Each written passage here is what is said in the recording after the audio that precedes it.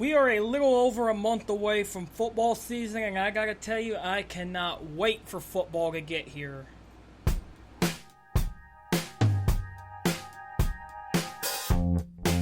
The Hunter.sheppard podcast. Bringing you the lowdown on everything OK Preps since 2017. And now here's the man of the hour.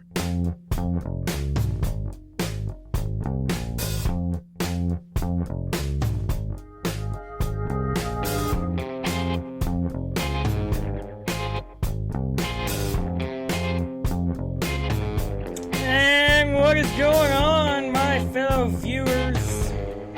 I have got to work on the intro.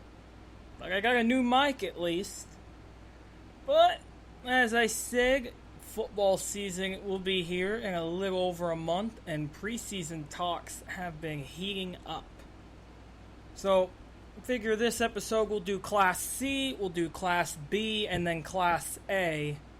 And then the next one we'll do 2A and 3A, then 4A and 5A, and then 6A, 1 and 2, so on from there. So, we'll start with Class C. Now, I will admit I'm not as knowledgeable on Class C as I would be any other class, but it is what it is. But Class C this year, I think, is probably going to be a 3-team battle between Tyrone, Mountain View, and Timberlake. Now, I think Tyrone's the defending state champion, and they bring back 5 starters on offense and defense.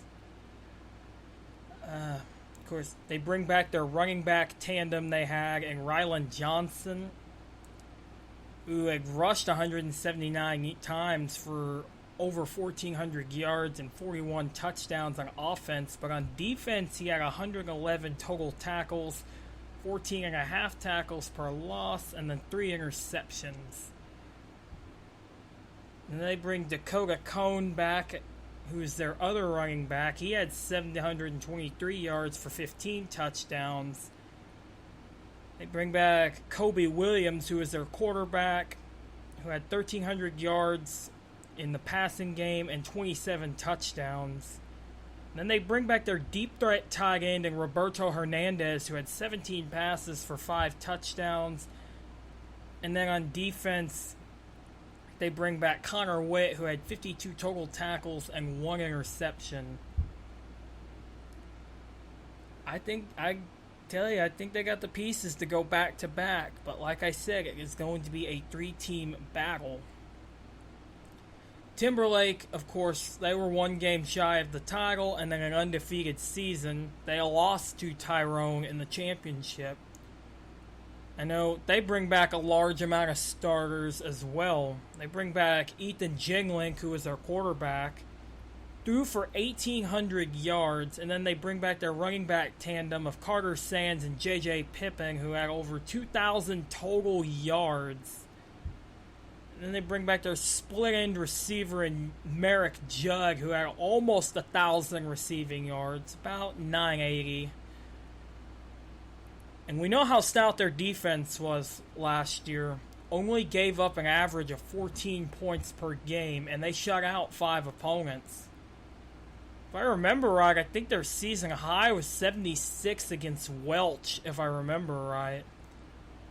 Defense, I know they bring back their interior pass rush duo of Sands and then Colton Lormond at defensive end, both combined for 99 tackles. And I know they also bring back Cade Severin, who had 82 tackles, and then the trio of Pippin, Judd, and then Jaden Atkinson in the secondary combined for 215 tackles and 7 interceptions. So, talk about a loaded defense.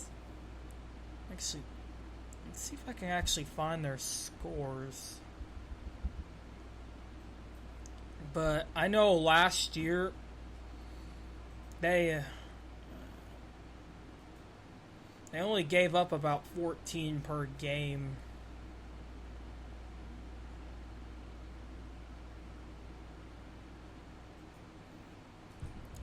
Actually, I'd say season high given up was probably 48 against Covington Douglas, but You could make the argument Covington Douglas had just as potent an offense and defense as they did.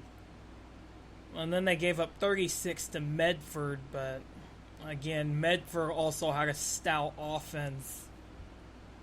But yeah, their shutouts came against South Coffeyville, Welch, DCLA, Copan, and Blue Jacket.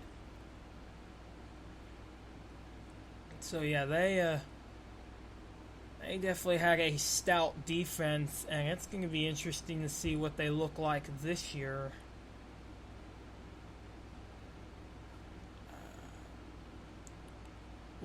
And then we get to Mountain View, which they returned 7 players on offense, including their quarterback and Ryan Belcher, who not only rushed for over 1,600 yards and scored 35 touchdowns, he had over 1,400 passing yards with 25 touchdowns. So talk about a true dual-threat quarterback for sure. I mean, I'd make the argument he's putting Trevor Lawrence-type numbers up there. And then they returned their vertical threat tight end and Landon Hooper, who had 25 receptions for 316 yards and 8 touchdowns. And then Landon Sacrest, that running back, who rushed for 476 yards and had 17 receptions for 3 touchdowns. So I can tell they've used him in the passing game a lot. Defense, they returned Jarrett Butler at defensive end. He had 87 tackles and 5 fumble recoveries. And then Blaine Gase at defensive tackle, who had 65 tackles. And then Tanner Lapart, who at nose tackle, who had 101 tackles. And then Dalton Belcher at free safety, who had 52 tackles as a freshman. So you got another stout defense right there.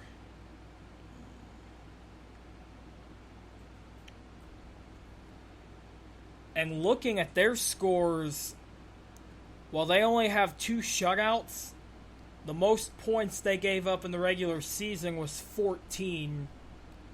Most they gave up in the playoffs was 32, and that loss to Tyrone in the semifinals.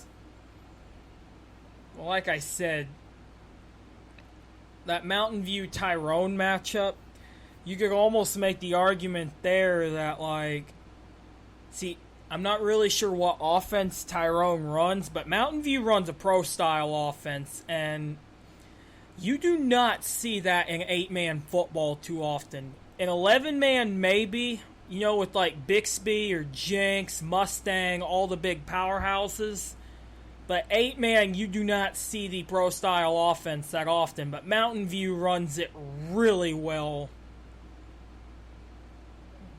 Which I would like to kind of see that more. 8-man teams running a pro-style offense. I mean, I'm starting to see it a lot more in high school 11-man teams around here. Of course, like I said, I mean, you look at teams like Bixby and whatnot at like 6A 1 and 2. You see teams like in that class of teams running pro style all the time. Well, if not pro style, that's going to be some type of spread offense. We'll get to 6A 1 and 2 in another episode. And then my one sleeper team as of right now would have to be Midway. And they're definitely a sleeper team because not really many people are talking about them. And their quarterback and Jarrell Washington, I don't think people talk about him enough. I mean, he threw for 2,500 yards, 31 touchdowns, and he rushed for 750 yards and 10 touchdowns. And then they have a really good vertical threat in Cole Miller, who had 750 yards and for 15 touchdowns. And that's why I say Midway is one of those teams that definitely doesn't get enough credit because they have the offense, they have the defense,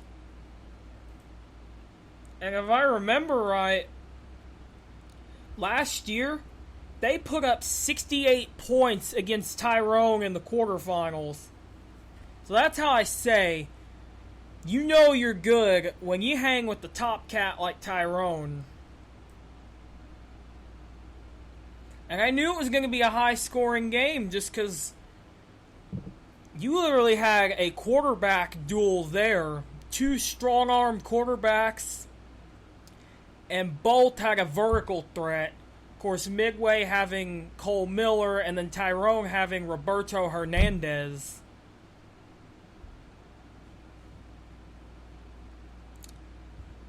But yeah, honestly, that game seemed more like a finals matchup rather than a quarterfinals matchup. And then I think Maud is another dark horse that's kind of flying under the radar right now, because I know, I don't know if I had my other notes around here. I know they bring back Bryce Bodkin, who was their quarterback, and that kid is an athlete. Because he not only threw for 2,000 yards, he rushed for 1,000 yards and scored 37 touchdowns. So if I had to guess with Maud, they probably run a very balanced offense.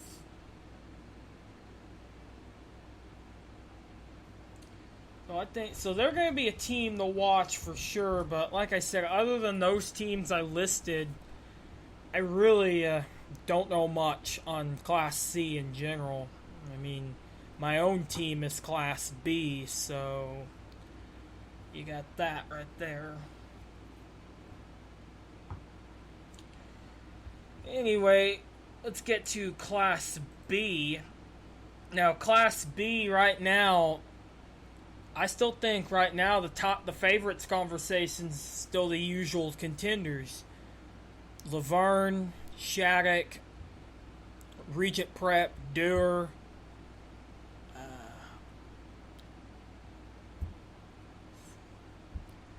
Now, one team that did interest me last year was Balco Forgan. Because, no one had expected them to make the run they did, but they had the athletes. Of course, if I remember right, Cherokee beats them in regular season, but then they get their revenge on them in the playoffs in a 26-20 overtime win.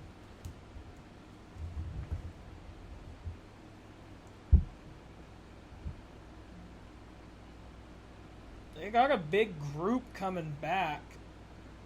I know their quarterback in Jaden Hall, he completed 68 passes for over 1,000 yards and 13 touchdowns, and he rushed 262 times for almost 1,600 yards and 20 touchdowns. So there's another true dual threat quarterback right there. And then they got a really good running back in Mason Romju, and he racked up about 566 yards for 7 touchdowns, and he caught 37 passes for 510 yards and 7 touchdowns. And they bring back the receiver, Adam Creasing. He caught 23 passes for 480 yards and 8 touchdowns. Actually, he's a tight end, but same difference. Just tight end's just a much more physical wide receiver. And then they have their other running back in Nathan Smith. 501 yards for 92 carries and 8 touchdowns. So, I would honestly say Balco Forgan could make some noise in that district, but you know how much of a gauntlet District 1 is, because, it's like, because you got Shattuck, Laverne, Sealing, Turpin, Canton. That district's going to be really interesting to see. But yeah, it'll be interesting to see how it goes, because, like I said, only 4 teams make the playoffs, and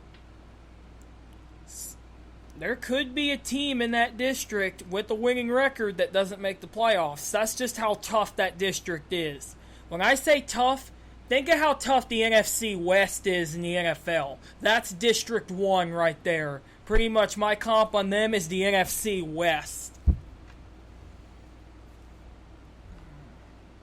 But that district, right now, I still think it's going to be between Laverne and Shattuck. But Balco's got the pieces to where they could possibly assemble a team that is capable of pulling the upset.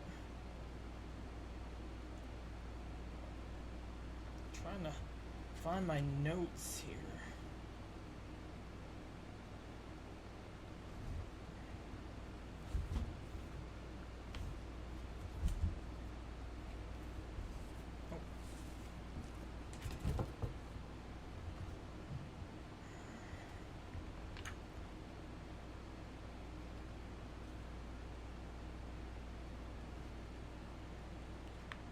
Okay.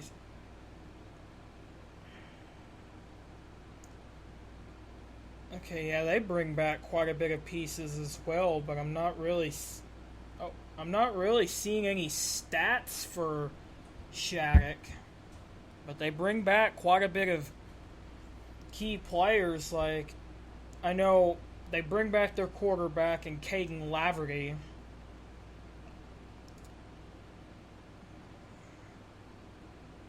And then they bring back offensive weapons in Jesse Gibson, Jalen Cummings, and Ross Latta. 2 of them was wide receivers and 1 was a running back. But, I mean, you know the deal with Shattuck. They pretty much reload, and the tradition is there. Let's get that out of the way. The tradition is there.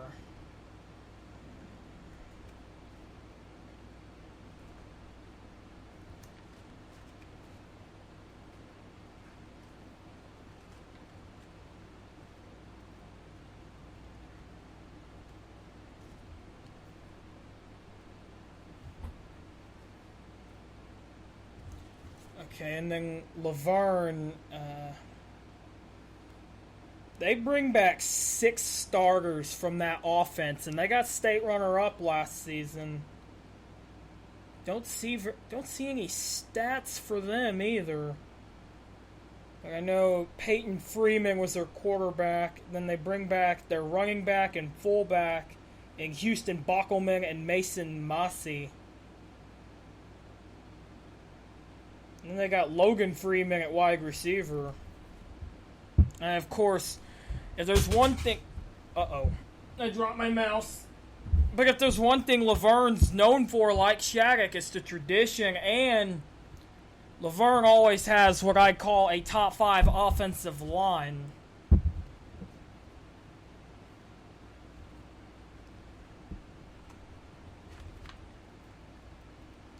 Caddo, I think, might be another interesting team that no one's really talking about right now, because I had heard they were at the Vipe 7-on-7, and normally when you think 7-on-7, you do not see an 8-man team at a 7-on-7, but from what I heard, they competed with some of those big cats in those 11-man teams, held them to like 1 score, so... Only score I know of was their match against Rejoice Christian. I think it was like 20-18. Someone told me that, but I don't remember who now.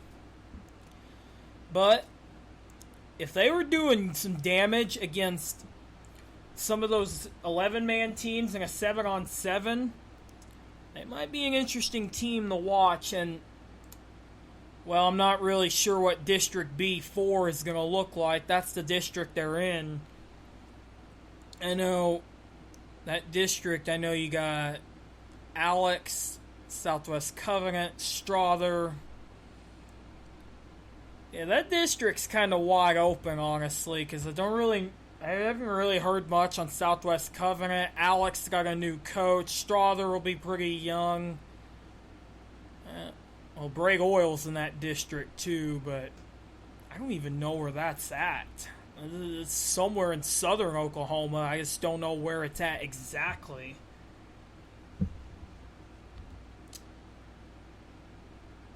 They bring back all 8 starters on offense, too.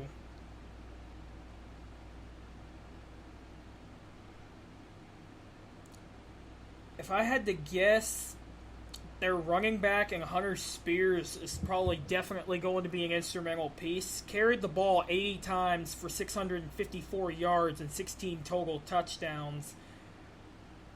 And they even said in the preseason preview that his production was key for the offense, because I was kind of looking it over a few hours ago.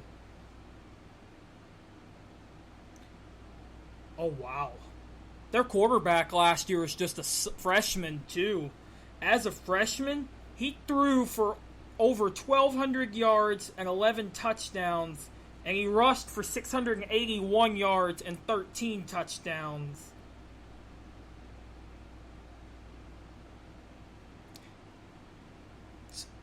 Oh, wow. And I didn't even know this until I read it a while ago, but those two are brothers.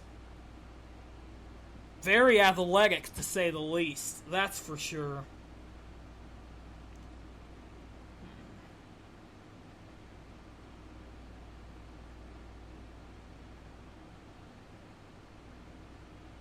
And then I know they had a wide receiver in Cash Pope who had a breakout year. He was a sophomore last year.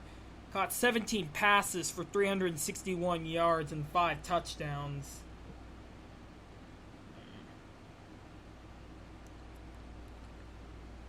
And I figured Cato probably ran like a pistol read option type offense, because as fast a quarterback as they have and as good receivers as they have, you could tell. Like last year, I thought it was like a form of the spread, but then I seen a little bit on him, and I'm like, wait, that's the pistol. But you know, pistol read option offense is a good one. If you got the athletes and the speed to run it, then more power to you.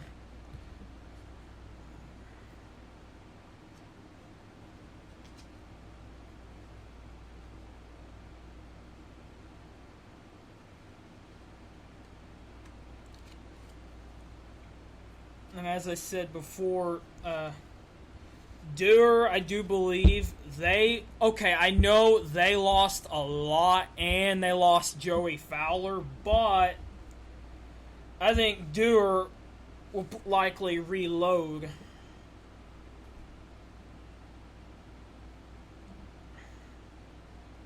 Now I know they bring back one of their best wide receivers in Thomas Brownfield. And that kid, he could catch, and he was quick. I know they bring Marshall Bean back.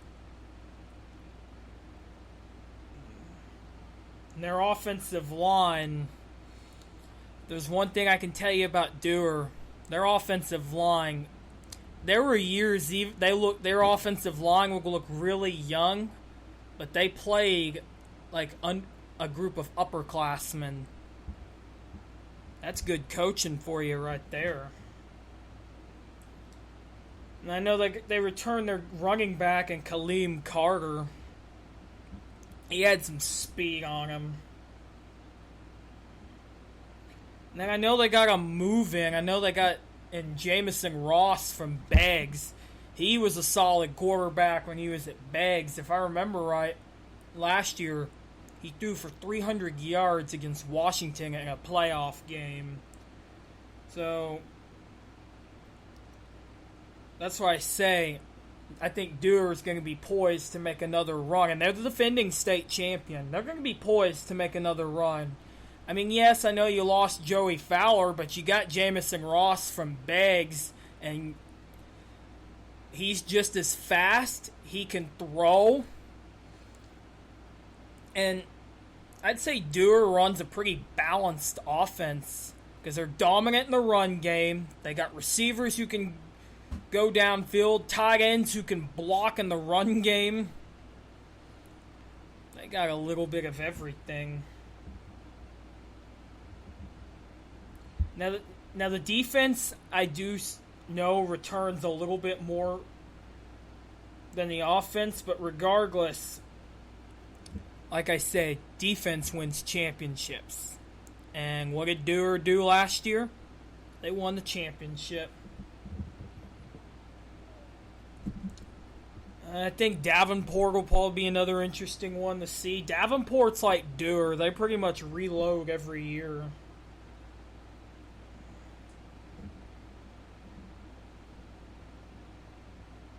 I know they bring back a very good receiving tandem in tight end Casey Harrelson and then wide receiver in Colton Van Fossen. Harrelson, he had 15 catches for almost 900 yards and 15 touchdowns. And Van Fossen had 551 yards on 25 catches for 5 touchdowns.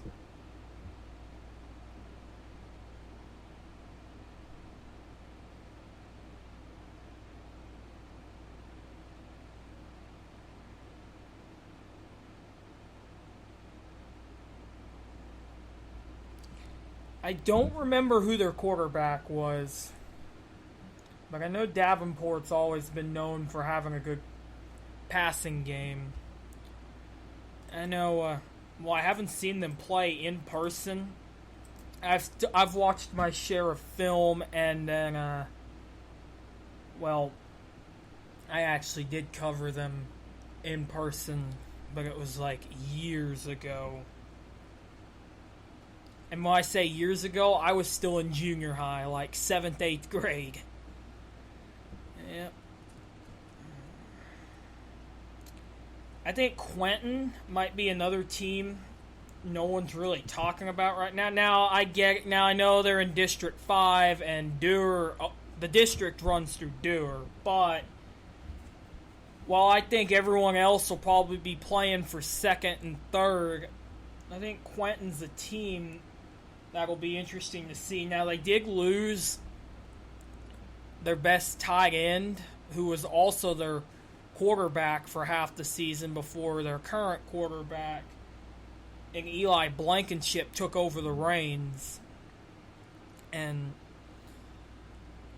he's good, but I know last year he struggled. He kind of had some injury struggles in the second half of the season, right around week 9 and 10. Kind of had some injury troubles. Because if I remember right, he did not play in the week 10 game against Dewar. And I don't think he played in week 9, but I don't remember who they played. Oh wait, yeah, it was Walika, I believe. Now, other than that, I know they bring back their running back in Tyson Sestair, and then they bring back their wide receiver in Ryan Clark. And then Owen Nicholson, who was their other tight end. Well, now last year, Blaze Bray, who started out as their quarterback, he was at tight end, but I think a lot of times they put him at receiver, but he had the build of a tight end.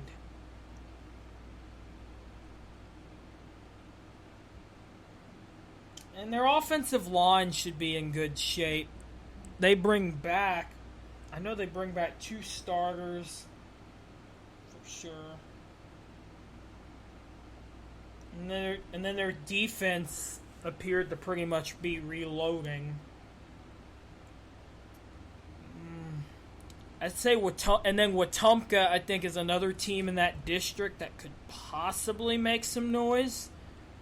I know they was really young last year, but their quarterback in Jordan Osborne, he was one of those that gets his feet set, he could throw it deep. But if he had any bit of pressure on him, he could take off and run and get about 15 yards down the field.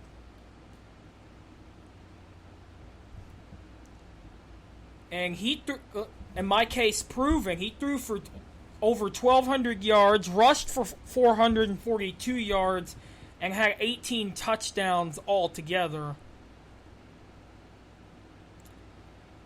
And then they got a really good running back tandem and Mason Alford, Brandon Reinhardt, and Alex Alford.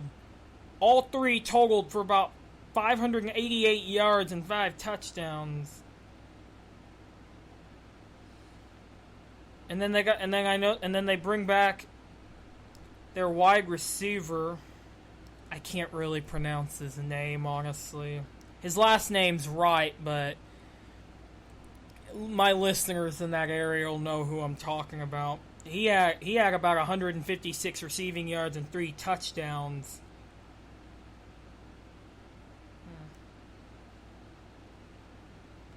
Their defense, I know the Osborne, the quarterback, I can't remember if he was a safety or a cornerback.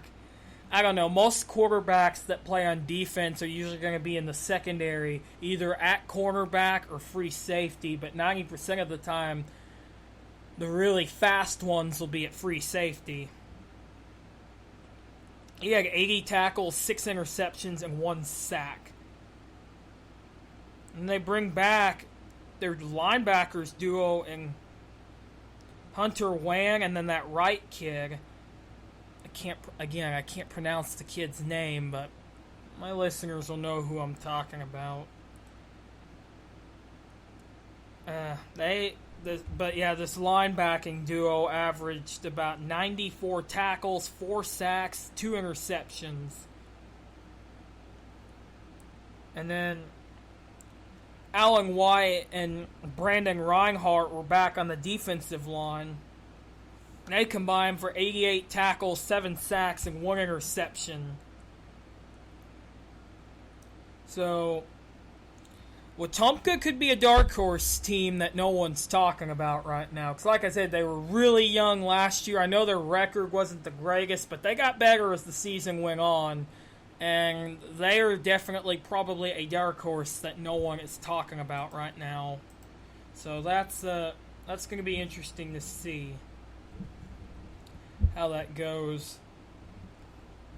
And I know one other team in District 5 that really hit my interest last year was Weber's Falls. Because, last year, no one really knew what they was going to be like. But I know they go 7-5, and they'll be young, but they'll definitely be a team to watch. Their quarterback last year, Maddox Shelby, he was only a freshman, but he passed for 500 yards and threw for 800. Kid's an athlete. Of course, if any of my Porum or Weber's Falls listeners are out there listening, well, you remember I called the game when Porum played Weber's Falls, and I seen the kid play firsthand. He can play. Yeah, but as far as the offense they run, I say it's fairly balanced between run game and pass game.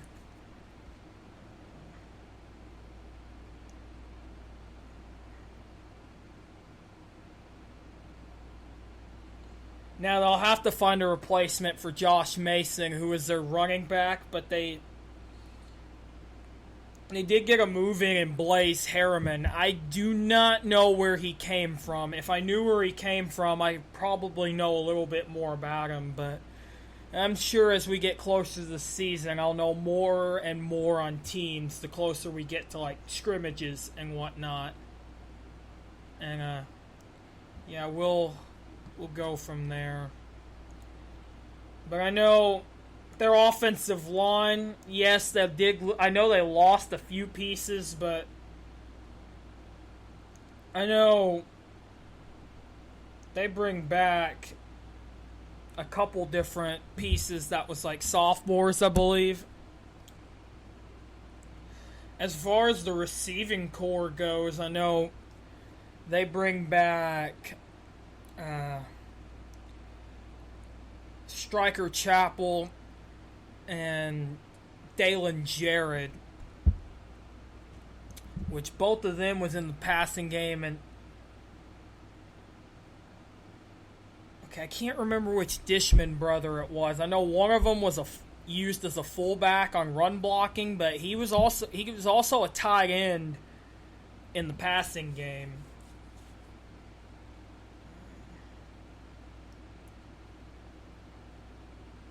I also forget Maddox Shelby played linebacker, which I could see that. He's a pretty physical dude.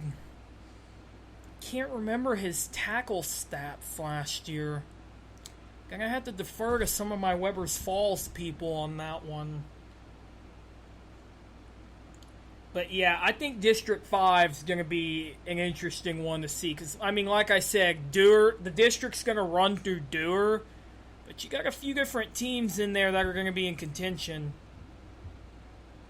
Now the two teams in that district that are going to kind of be interesting to see that not really no one knows much on right now would probably be Porham and Walika. Now Walika, I don't know. It's kind of weird to see Walika in a rebuild state because I remember a few years ago it seemed like they reloaded every chance they got, but I know they got a new head coach. They lost like 6 seniors.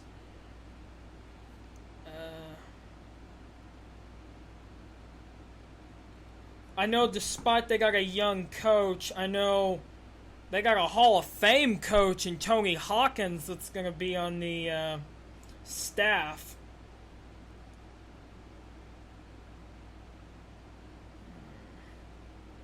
Now, as for the quarterback situation, I have no idea who will start. Because I heard they got a good freshman quarterback in Isaac Drake, but then they also bring J.R. Robertson back, so it'll be interesting. But I've also heard both will see time at running back as well. I don't know. It's going to be really interesting to see what offense they run under this new staff. Because I know when Larry Crenshaw was there, I'd say they ran kind of a power run offense. But the guy they hired, I know he came from Morrison. And while Morrison played a physical brand of football, they was dominant in both the pass game and the run game. It's going to be interesting to see what direction they go with it, but they're kind of the one team I'm just kind of keeping my eye on right now. But I know they're really young. Their offensive line returned most everything. As far as Porham goes, obviously you can tell I have seen them firsthand. I mean, if you don't know, I am the league play-by-play commentator for the Panthers. I can tell you right now, as far as it goes for the Panthers, they bring back most everything. Now, last year, I think they could have went better than 2-9, but with it being a COVID year and whatnot, well, you had that mess up a lot of different things. It'll be interesting to see how the run game goes, because I know for a fact it's going to be splitting time between Colby Brown and Ronnie Brown. No relation, by the way. I had a lot of people ask me that last year, and they are no relation. Same with Seth Brown at quarterback, but we'll get to him in a minute. But now, Seth Brown, as for him, he had a good season last year, but I do think that he needs to throw passes a little bit more. He had good run stats. I don't remember the stats. I'll have to get with the coaching staff around here on that, but I mean, passing I think needed a little bit of work, but it will be a new season, and I look forward to seeing what the quarterback play will look like this year. Now, I know they bring back Cade Womack, who is the team's leading wide receiver. Well, and then actually, they bring Jacob Talon back, but I kind of refer to him as a Swiss Army knife because while he started out the season as wide receiver, there would be times they'd rotate him out to running back or even quarterback on certain passing plays or certain wildcat formation. No, but here's the thing. How I know they go to wildcat formation is if both him and Seth Brown was on the field. But most of the time, that would be a quarterback keeper in which Talon would just, run it. But you've seen many other teams run that play before. I know Doers got their own variant of it. Let's see. And then a bunch of 11-man teams have their own variants of it. But that'll be interesting to see how we use both of them up here. It'll be very interesting. Defense. Well, I had heard there was a couple players that moved, but we'll wait and see till practice begins if those were true or not. It's just a wait and see game there. But if they do have both of them coming back, I know they had Kevin Barnes, but I heard he had transferred out. We'll just see how true that is come practice. And then if he's still there, they'll still have Austin McCarter, which I did a highlight reel of some of his highlights. It's on my channel. Go check it out under my highlights playlist. But yeah, as far as everything goes from there and whatnot, Porum and Walika is going to be the two that'll be interesting to watch. But that district is no fluke this year. That district will be no fluke.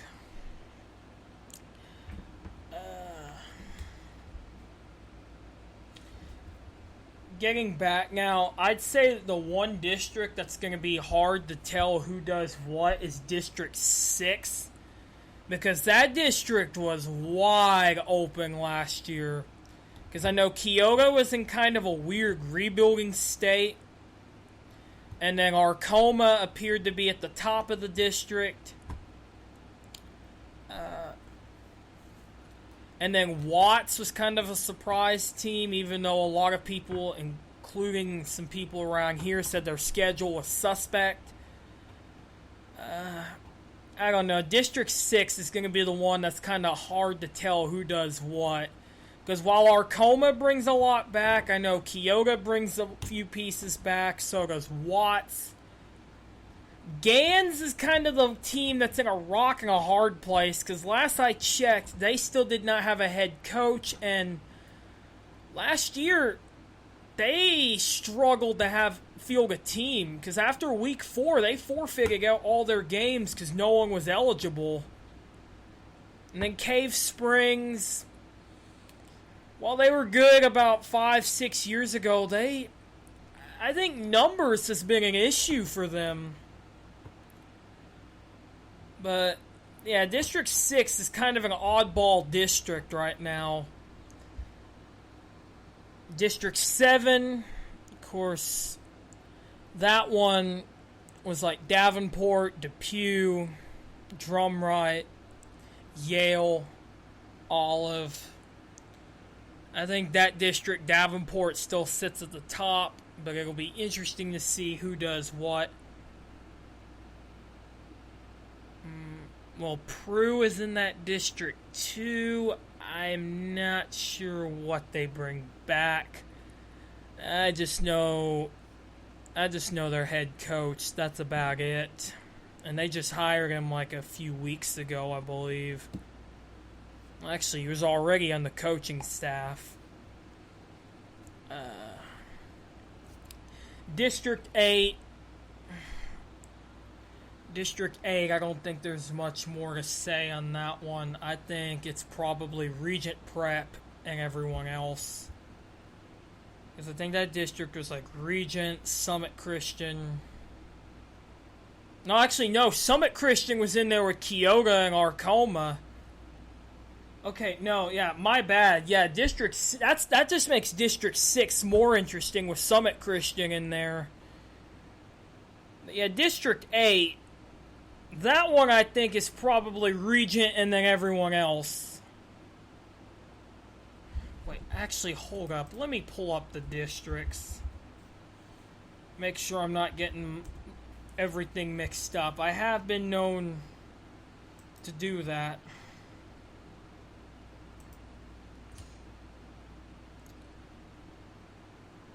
Okay. Oh, actually, no. I got those districts mixed up. District 8 was Davenport, Depew, and all that. Okay, my bad. That district appeared to be Regent Prep at the top, and then Davenport could possibly contest for it. District 7, that's the one I said was kind of wide open, but I'd lean towards Garber winning it this year. Well, it'll be between them and Covington Douglas. And I was told Garber and Covington bring back a lot. And I know Garber's got a good junior high group coming up. I just don't know who the quarterback for Garber is going to be because they lost TJ Bennett. One of their players told me they have a couple options, but they didn't quite know who was going to start. I know they bring back the Chester kid. He's a good running back. I don't know. I'm going to have more time to evaluate District 7, which, I mean, I will do another episode on all the classes right around the time scrimmages are beginning, because usually by that time, you know a lot more on teams and whatnot. But yeah, I know District 7 and then District 2 and 3 I'm going to have more time to evaluate. Can't believe I got all the districts mixed up. Like I said before, I will reevaluate everything in another episode as we get closer to scrimmages and whatnot. Now, getting quickly into Class A, I think the three favorites this year are going to be Cashin, and Cashin's the defending state champion, Pawhuska, and Ringling. Now, I know Cashin lost quite a bit of weapons, but thing is, they bring back their quarterback in Ben Harmon, and let me tell you right now, Ben Harmon's a stud. He can flat out play. And I know my Cashin people will back me up on this one. I don't remember his stat line. I should have messaged one of my Cashin guys on that one. Okay, yeah. He literally obliterated the stat sheet. He threw for over 4,100 yards and 58 touchdowns.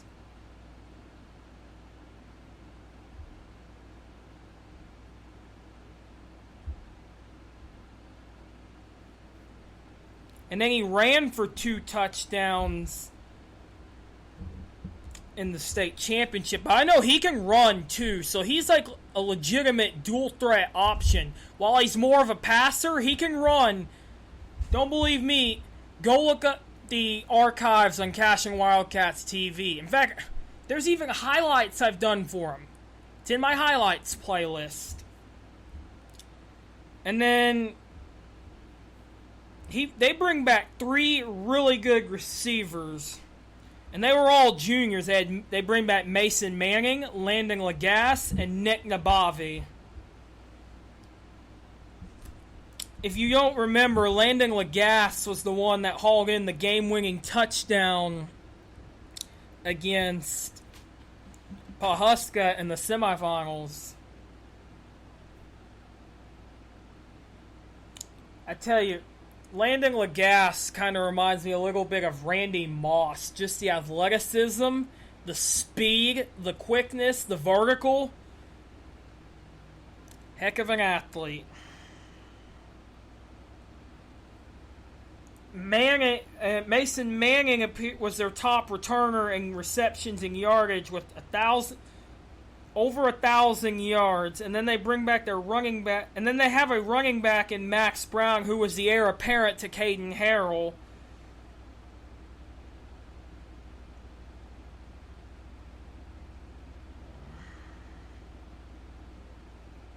Now their defense, their defense will still be pretty stout. I know they bring back Manning at linebacker, and then their pass rush duo consists of Camden Maroney, Jackson Vandruff,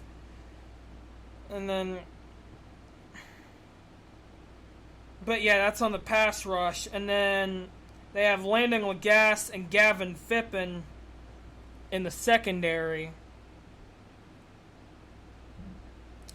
And a little known fact, the Wildcats are 49-5 since 2017, and Ben Harmon's 29-1 in his career as a starting quarterback.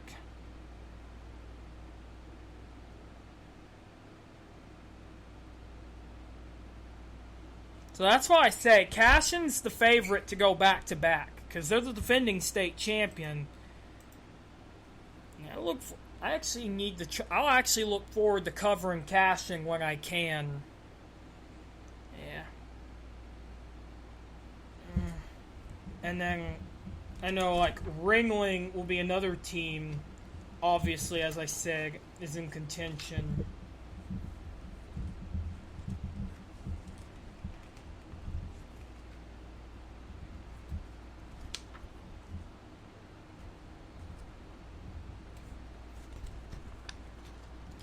So they pretty much reload. They bring back 7 starters on the offensive end, if that says anything.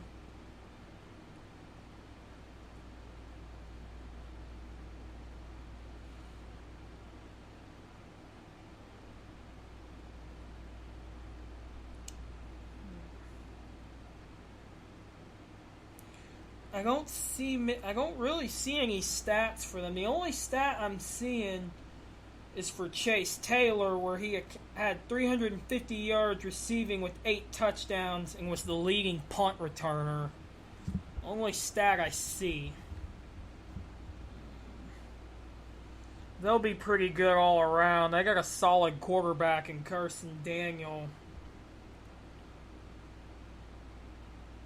I know they run the Wildcats sometimes. Because if I remember, there was a couple plays where they had Julius Coons in, but it was mainly in Wildcat formation. I think he was mainly a tight end and fullback, and defensive end and whatnot.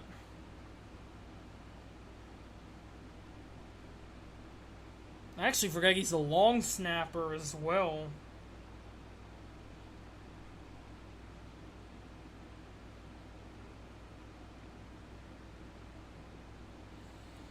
But yeah, with Ringling, they pretty much reload, and we pretty much know Philip Coons is a proven winner. And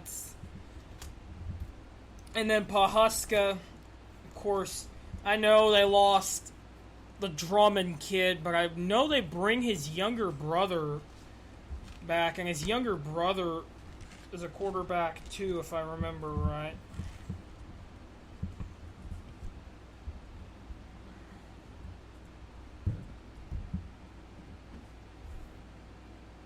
And you know what's funny? Everyone thought that game was going to be a shootout between Cashin and Pawhuska. No, that game was a straight-up defensive battle. Because if you remember, it was 6-0 for the longest time. Well, until Harmon to Lagasse happened in the fourth quarter. But regardless, I know they bring back Mason Gilkey, who's an OSU commit. He had over 1,200 yards and 26 touchdowns. And then Dalton Hurd, their other receiver, had over 1,200 with 17 touchdowns.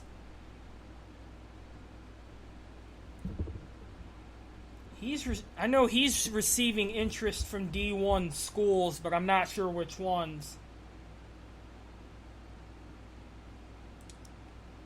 Okay, it was Todd Drummond I was thinking of. He's the younger brother to Bryce, who is now at North Texas. So Todd was the backup, and now it'll be his time to shine. And I've heard he's pretty good too. He's a junior this year.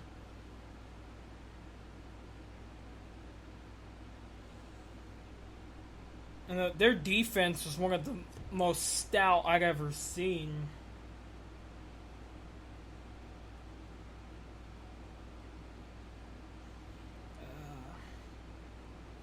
I know they bring back their defensive end and Lasharo Wildcat, who had 121 tackles with 10 sacks, 31 tackles for loss. And then they bring back Jack Long, who had 135 tackles with 8 sacks.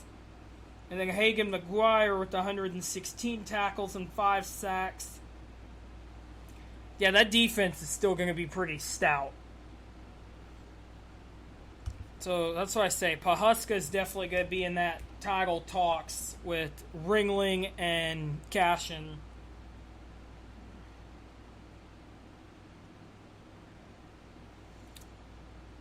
Couple dark horses I think could contend for the title. I think you can't count out Pawnee. Pawnee's always an interesting one to watch. And then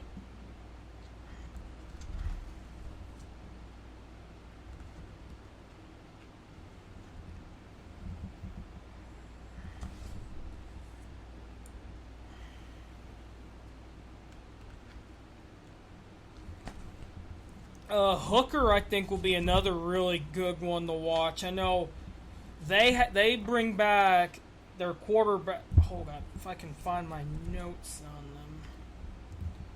I know they bring back Gavin Parker, who was their quarterback, and he had 3,000 passing yards for 35 touchdowns.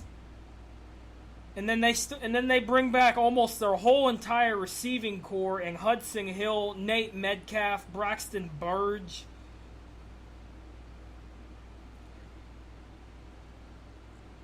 Yeah, that's why I say Hooker, I think, is going to be one dark horse that's heavily flying under the radar.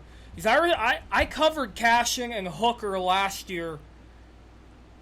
Well, I know Cashin did come out with the victory. It was kind of a quarterback duel between Ben Harmon and Gavin Parker.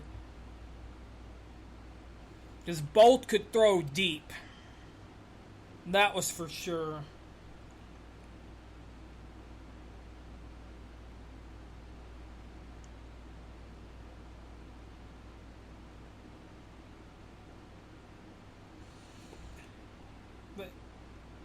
I think it's going to be very interesting to see how Class A looks this year, because Class A, I think, is going to be stacked. Now, one other dark horse I don't think many people are talking about right now is Gore. I got people saying, oh, they play a weak district. Just stop. First off, Brandon Tyler is one heck of a coach. Let's get that out of the way right now. And he's got a contender built at Gore. I know that for a fact. I know they bring back most everyone. I know they... If I can find my notes on them real quick. I should have had all this organized before I started, but... It is what it is. Okay. I know... But yeah, I know when healthy, that team is a legitimate threat. I know they bring back Gunnar Dozier. He had rushed for over 1,200 yards and had 19 touchdowns. And then they bring Zane Craighead back. He was their quarterback. Rushed for over 1,000 yards, had 12 touchdowns, and had 682 passing yards for 8 touchdowns.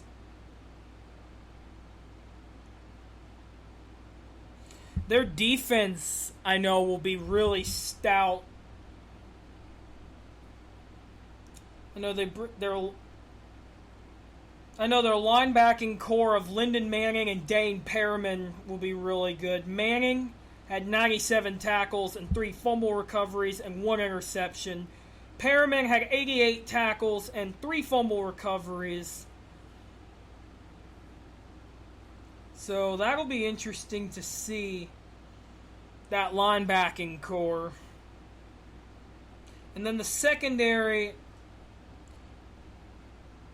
you got Keegan Reed and Tyler Lane. Reed had 32 tackles and picked off 4 passes, while Lane made 58 tackles. And then you have Wyatt Merrill moving to outside linebacker, where he had 65 tackles and 4 fumble recoveries. And they looked really good in that 3-4 set they ran. But yeah, like I said, they are going to be an interesting team to watch, and I look forward to seeing them play. That is for sure.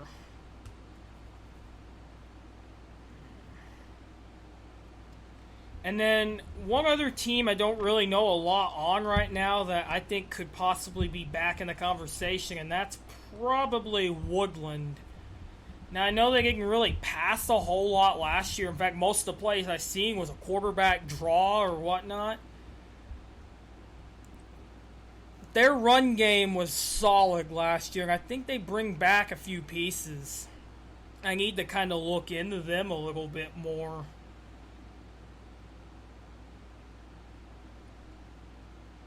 And then Minko. Of course, you can never really count Minko out. I hadn't had a chance to look at what that district is going to be, but I do expect Minko to be back in full contention for sure.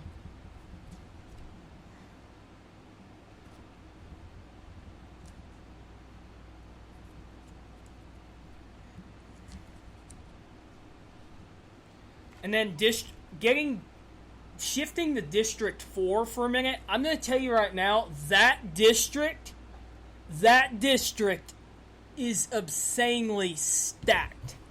Because while Ringling, you got to go through them in that district, you got Wayne, who is a heavy dark horse right now that no one's really talking about. They bring back 8 returning starters, including their quarterback and Ethan Mullins. I don't remember his stat line, though, but I know he could run and he could throw. One player for Wayne I think is heavily overlooked would be Brandon Llewellyn. He has had over 350 tackles over 3 seasons.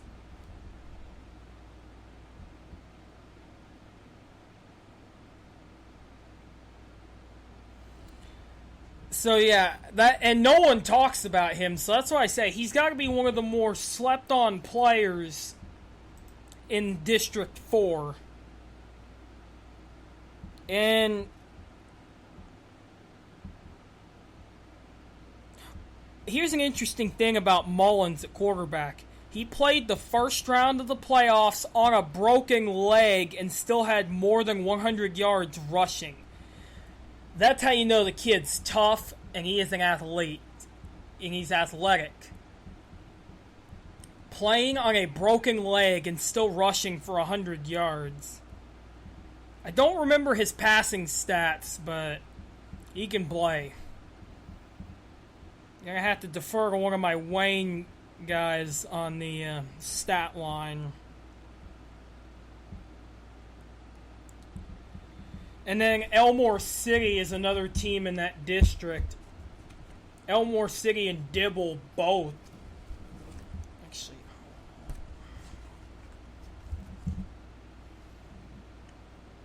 I know Elmore City brings back their running back tandem in Tyler Martin and Darian Rogers.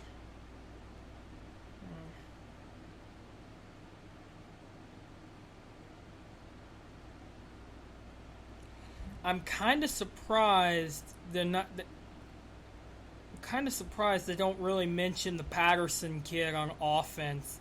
Defense, he's pretty good, but I'm surprised they don't really mention him on offense. I know he's fast. Well, in fact, they didn't even use him much in the game I seen against Cashin. What I do know on him was what some of my people, was what a couple of Wynnewood people told me, because, well, he used to go there, and his brother, I believe, was a quarterback there.